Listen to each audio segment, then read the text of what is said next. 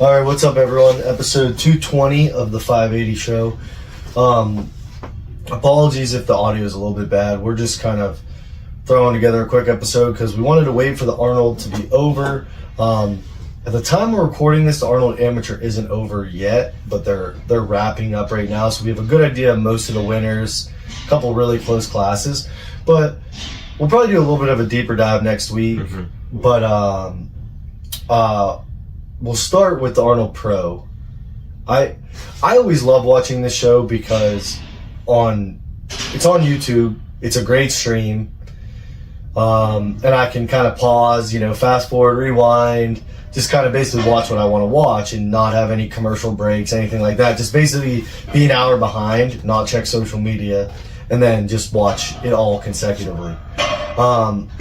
With that being said, the bad parts of the show I think are a little bit, I think I talked about it last year during the Arnold, but I think Rogue needs to get away from like the really long running clock events. 2 minutes is way too long. 2 minutes, if anyone does strongman, they kind of know it's really hard to get a rep at the end of 2 minutes unless you're pacing exactly for that. And then if you're pacing to get one at 150, you know what I mean? Like do a rep every 30 seconds or whatever, just for example, it's really bad for viewership because you're kind of just standing there. I think the exciting thing about, like, say, a press medley, so theirs was a circus dumbbell, the stone, and then the logs for reps, in which one was 1 point, one was 10. It's just not exciting. The thing about a press medley is, like the Rogue Invitational, when they do the yoke as fast as they can, and then they do 3 logs as fast as they can. Like, that's really exciting, to me at least. Or like a press medley, it's fun to watch them go as fast as they can. So it's just really boring when a guy's trying to press a rock for 2 minutes, and not even really coming that close. Yeah, it's just, especially as a viewer, especially people with ADHD like myself, our attention span's already very limited. Yeah. So if you're watching someone struggle for 2 minutes, your chances are you're going to tune away. Yeah, it's just not. It's not the best, and I think Rogue kind of has that disconnect from the sport, which it's hard to say because they put up $1 million. So, and then all the equipment, the main stage, the Arnold, everything. I mean, they do a great job, but that's probably my biggest negative. Is just some of the events just don't make sense. Like, I think, honestly, as dangerous as it looks and seems, the frame carry is a really exciting event because it's short and it's real quick. I want the max deadlift to kind of go away for a little bit. It has run its course with me. Thor didn't even break the ground with 501 on an easier style bar. Questions? Eddie Hulls. Eddie Hull is enters the jerking chat. it right now. But I mean, I will say, it's really stupid to be like, oh, Eddie Hall's vindicated, because it's like, well, Thor wasn't just prepping for the 501.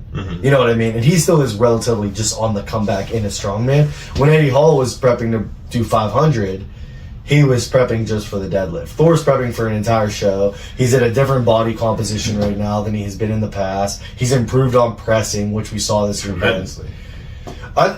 Hooper's a star, obviously. I think his run right now is like generational run. So I'm not going to talk about Hooper. Hooper dominated. I think a lot of people expected that. I don't even want to say dominate. He just did what he had to do to win. Yeah. There was really never... Hatton came close. Yeah. There's a couple people that are saying after day one Hatton, they could see Hatton winning. I think no one really still could. Mitch just doesn't really make those mistakes. He made a mistake at World's Strongest Man when Tom won last year, and that's the only real time we've seen him make a mistake. But I thought Mitch played it perfectly. But Lucas stole the show outside. I mean, I wanted to preface with Mitch winning first, but man, Lucas Hatton is a freak. The press on that guy, like that behind the neck press, it looked effortless. Pause in the split, just perfect. And he just seems so well rounded. Like the carry did very well. The press medley did very well. The stone to shoulder did very well. Obviously, he won the split jerk, the behind the neck jerk. He had a fantastic weekend. It's weird to see guys that do so well at other shows continuously underperform at the Arnold. Yep. Like Tom Stoltman it's so weird to me that he's been so good at World's Strongest Man. I just wonder what that is. Like different format of events. Well, obviously we know the events beforehand at Worlds. Yeah, yeah. If you remember that rabbit hole. Yeah, that's a good point.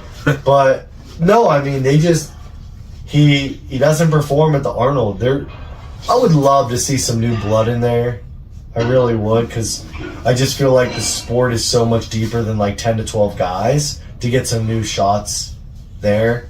Maxime Boudreau has to go. Maxime, I feel bad because he got hurt again, but when he's healthy, he does amazing. Yeah, like you saw at JF Caron's show last summer, he won, and I think he won it very handedly.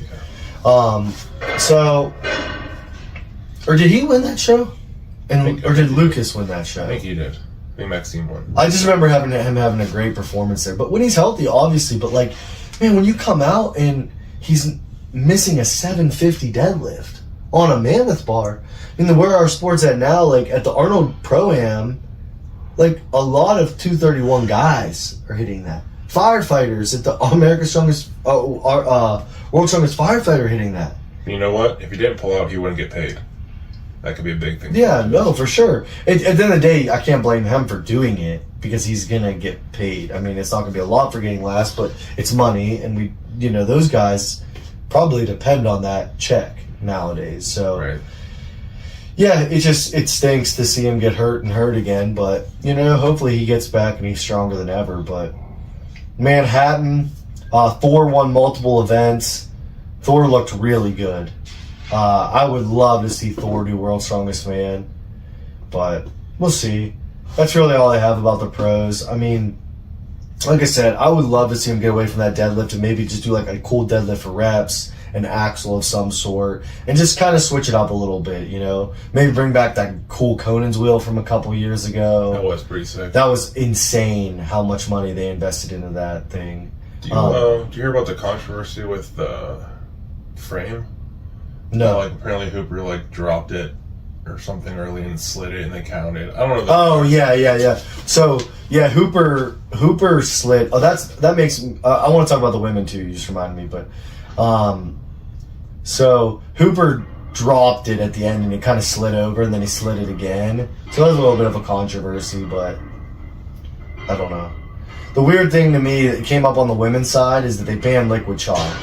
As a liquid chalk owner that I'm sitting next to, it's so weird to me that that's where they draw the line, but it's a rule, and it's probably because some liquid chalk companies sneak tacking and shit in tar it. and tacking in it.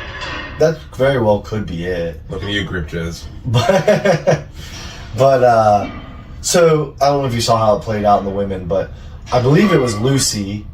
Did her run, got DQ'd because of Rebecca Roberts. Was it Rebecca Roberts? I think it was Rebecca Roberts. So I didn't get to watch the women as much, and I apologize. And I'll watch it all this week, and then we'll talk about it next week. But so the liquid chalk, and then got to go to the end of the line, and everyone that does strongman understands how big of an advantage it is to go last in an event. So basically, it breaks the rule. And I saw them post the rules that the athletes got. It clearly said no liquid chalk. And then get to be essentially rewarded for it and see what you need to beat. Now, it's easier to say, you just go beat it because it's a super heavy frame. But I think she got the world record, too. Yeah, it just... But I don't know how you get caught using liquid chalk. She must have been, out in the open. Yeah, she probably just put it on not thinking. And it's it's a rule. So, to me, as a promoter, that should be just a DQ. And that's my thoughts, but the only instance I can think of going again at the very end was me at Nationals 3 years ago. Too. When something breaks. Yeah, something broke. But when you break it wasn't my fault cheating and breaking. Yeah, rules. when you break a rule, to me it's DQ or give her 2-3 minutes and it's go again. Yep. Because the other competitors shouldn't be punished for that. But nope. The women had a really good showing.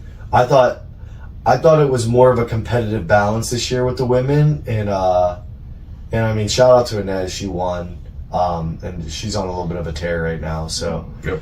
But yeah, and then the Arnold Amateur, the good is that it's a pro-am, and it's growing. They have the Masters now.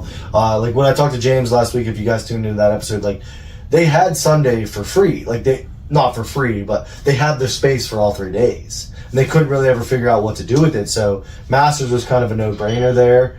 Probably helps fund it a little bit too. So that's cool. Hopefully that grows within the next couple of years. What are your thoughts if they use that space for like how they used to do it for 2 events day 1, 2 events day 2, and 3 events day 2? I would much rather, as an athlete, do 4 events in one day. Me too. So much.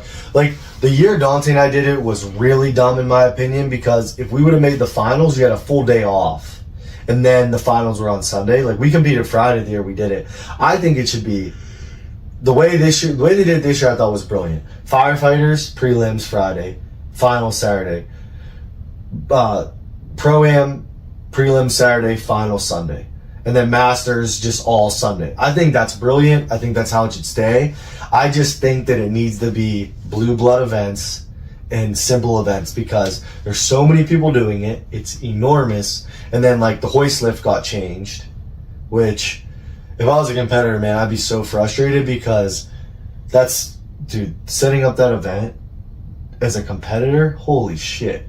Like, some of the setups I saw people doing, I mean, I saw it here at the gym, how people were setting it up, and then not even get to do it, and it's another press. I mean, I would have been heartbroken if I would have made the finals. You think? And then I had to do a second press. You think it'd be some sort of rope pull or something? Just like an arm over arm or you know, something like that, but... It's their rules, I guess, their show. We don't know what goes on. I'm sure we'll find out through the grapevine, because that's what strongman usually is. Yeah, I'll be excited to hear. I mean, the show, in my opinion, it still looked great. Yep. I liked getting to watch it. I didn't have to go to the Arnold. The stage was awesome. It sounded like the athlete, like the area was bigger. So definitely a ton of positives. It ran way too late, which obviously stinks. Like we didn't even get to watch the heavyweight men and women to end the night. Like so we watched most of it, but they cut it short. They cut it short. At the yoke. So it sucks. It sucks when that stuff happens, and I understand from a logistics standpoint. Like you watch and you're like, you forget how important volunteers are to strongman, and it's you can't. I say it at every show. You've heard me to start every show you run. Don't be mean to volunteers. Thank volunteers, because the show only runs because of them. Mm-hmm. And that's true at every level. And especially the Arnold with so many people doing it. So, yeah, it just sucks when it runs late though. But incredible performances. I want to wait till next week to kind of highlight, just to get the final score sheet, just to make sure I don't have any, because we have a ton of friends that won and podiumed and made the finals, but I just want to wait till the final. I don't want to congratulate someone on winning and then for some reason they didn't win, but I just think they need to pick all easy events for a reset and everything, and to train on moving forward. That would be my constructive criticism. But I mean, like, those events still look cool, because people can relate to them more. Yeah, and it's easier to train. I mean, God. But, you know, we've all been at those shows that have run super late, unfortunately. I mean, I've ran one that's ran super late, so as a promoter, I've made mistakes myself. So, what do you think about the live stream? How do you think it was fine. It was basic. It was enough to follow along for what I did. I watched a lot of it without audio, so a lot of the times when I didn't have audio, it was hard to figure out what was going and what was going. But that's harder. I think because I know the people, I got the gist of what was happening. Yeah, and I thought the commentating team did fantastic. Yep. I thought the emceeing did great. I heard that the Arnold Saturday was super packed, like pre-COVID packed. So people that just went and saw it. But I really want to hear from competitors and spectators, like how the setup was of the Arnold. Give us some details and stuff like that. But maybe we'll see if someone wants to come on. Yeah, we'll probably grab maybe 2 winners or podium placers for next week or the next 2 weeks, and just talk about their experience and congratulate them for their experience. Did you have FOMO about being there? Kind of. It's hard when you're 60 pounds over your weight class at the moment. It's probably hard to have FOMO. Plus, I'm about to be a dad, so I didn't really. Yeah. Couldn't really. In a good state of mind, I couldn't leave 3 hours away from my house if something would happen. I had so much FOMO, but I had like the best weekend with Micah and did a ton of stuff. So I was like, man, this was kind of more fun than going and competing in strongman, to be honest. The one thing that killed me the most, I heard the rain booth was just it was bad. terrible this year. Dante took 300 energy drinks last year, so him not being able to get them this year. So that's a good thing. I'm redacting that statement so we don't get caught. All right. But anyways, yeah, they used to give us out all the free drinks, but I heard they gave you the drink and you get to drink it there, or they live without it, which kind of sucks. But I want to try the new Rain, the White Haze. Rumor has it tastes like White Monster. Well, they're owned by the same company. Yeah. So Apparently you're the White Monster spokesman. Well, it'd be White Monster just with 140 more milligrams of caffeine, right? 160. Oh, Monster's 140? Yeah. I thought I had 160. Also, did you see the jumbo White Monsters? Yes. They don't make them with the screw tops anymore. Really? They make them with the pop tops. Let's go. I like it way better. Let's go. I was going to send you a video, but I forgot on the way home. I had one. Yeah, I usually get one of those for my long road Yeah, trips. me too. That's funny when you do that. Yeah, if I go to like Penn State or something for work, I'd get a tall boy for the way home. Tall boy and White Monster. But White Monster is definitely the best one, though. But yeah, the audio sucks this week, but I really want to start filming the pod in here. This was kind when of we can. This is kind of like a little trial run. But the audio will be way better. We'll like actually set it up. We can honestly, those little mic stands that screw on and off, we could have them from these and have them right in front of us. Mm-hmm. So I definitely want to start filming here. This is the new office at the gym. So apologies for the bad audio. I hope everyone had a good Arnold weekend. You forget how crazy it is. I get like super overstimulated with how much strongman content I have to consume. So we missed a million things, but like Dante said, we'll bring on some athletes the next couple weeks and get this pod rolling full steam ahead again. So congratulations everyone. If you were there, let us know how it went, and we will see you guys next week, episode 221. Thanks.